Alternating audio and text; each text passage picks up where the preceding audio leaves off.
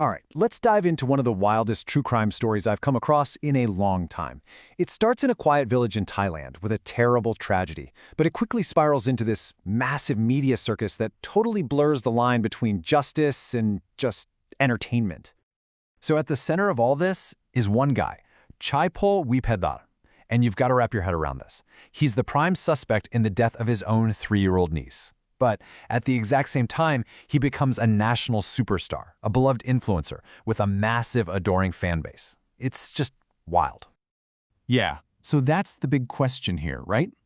How on earth does a man suspected of such a terrible crime become a public idol? It just doesn't make sense. To even begin to figure this out, we need to rewind and go all the way back to the start. So let's set the scene. It's May 11th, 2020, in this tiny, remote village called Gok Gok. You know the kind of place, super peaceful, everybody knows everybody. It's the last place on Earth you'd expect something like this to happen. Okay, so that morning, things happened fast. At 9:11 a.m., little 3-year-old Erwan is just playing outside her home like any other day. But get this, just 38 minutes later, she's vanished. Gone. The whole village spends the next 3 agonizing days searching, and what they eventually find, high up on a mountain, it's just devastating. And here's where things get really mysterious. The place they found her body, it was 2 kilometers away, straight up a mountain. Think about it. For a toddler, a 3-year-old, there's just no way. No way she could have made that journey by herself. It's physically impossible. And we're not talking about some easy hiking trail here. This path goes through thick rubber plantations, up these incredibly steep and slippery hills. There is even a cave full of bats. I mean, that would be a tough climb for a grown-up, never mind the tiny, scared child with no food or water. So, okay, since she couldn't have gotten up that mountain by herself, the police knew they were dealing with a suspect. And in a village this small, a stranger would stick out like a sore thumb. So right away, the investigation zeroes in on the people closest to her own family. The police started with a list of about 14 people. We're talking close family and villagers, people this little girl knew and trusted. And that was a key detail, because she was apparently a very cautious kid. They figured the person who took her had to be someone she knew, someone who wouldn't have scared her right away. So they went down the list one by one, checking alibis, and everyone was cleared, except for one person, her uncle-in-law, Chaipol Wapa. He was the only one who had no solid alibi for that crucial 38-minute window when she went missing. So here's the breakdown. The police could place him after 10:07 a.m. They knew he was driving to a temple then. But that gap, that 38-minute period between 9:11 when she was last seen and 9:49 when she was officially missing, well, his whereabouts were totally unaccounted for. A complete black hole in the timeline. And then this happened. An eyewitness came forward, a 7-year-old kid from the village. And they told the police they saw a tall man wearing an orange shirt carrying Erwan into the woods. Now that description, it matched Chaipol perfectly. The case against him was really starting to build. So the police felt like they had their guy, but a lot of the evidence was still circumstantial. And while the investigation kind of started to drag on, the whole story took this incredibly bizarre twist. The main suspect in a child's murder was about to become a household name, a celebrity. So what does he do? Chaipol goes on national TV. He looks straight into the camera, playing the part of this simple, humble farmer, and he just flat out declares his innocence. I am 100% innocent, he says. I loved her like she was my own child. And he was incredibly convincing. And you know what? That interview lit a fire.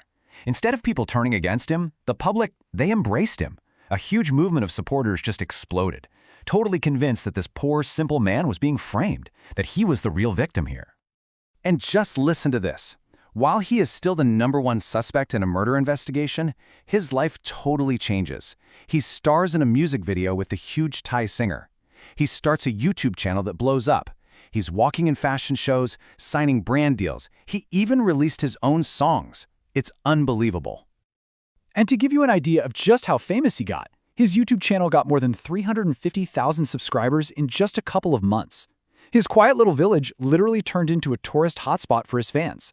People would travel there just hoping to see the man they all called Uncle Full. So this whole surreal circus goes on for more than a year. The suspect is a bona fide star, and the case is still technically unsolved. But while all that's happening, forensic teams are quietly working on one tiny piece of evidence, and it's about to change everything. Okay, so what did they have? It was a single strand of Orawan's hair, found in Chaipal's car. But here's the kicker, the thing that made it the smoking gun.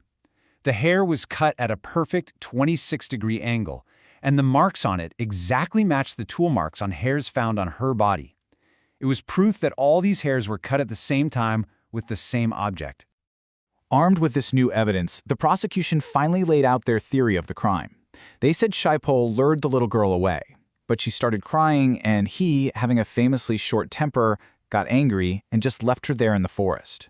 They believe he came back later, found she had died, and panicked. That's when he moved her body up the mountain, trying to cover his tracks. So after this incredibly long, media-frenzied trial, the court finally came back with a decision. They looked at the forensic evidence, they looked at the massive holes in his alibi, and they found Chaipal Wipa guilty. The sentence came down, 20 years in prison. And for a moment, it must have felt like justice was finally done. But this story was not over.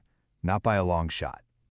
Because get this, despite being found guilty, despite the 20-year sentence, Chaipal did not go to prison that day. He was immediately released on bail for about $14,000, and he walked right out of that courthouse a free man, at least until his appeal goes through. And the scene outside? You'd expect outrage, right? Nope. What was waiting for him was a massive crowd of his supporters, and they were cheering. The moment he walked out, they just erupted. They were hugging him, giving him flowers and gifts, celebrating like he'd just won something. You know, this whole thing started with the heartbreaking death of a little girl, but it turned into something else entirely, a media phenomenon, almost like a reality TV show, where the fame of the suspect became bigger than the crime itself. It really makes you wonder, when justice becomes content, who actually wins?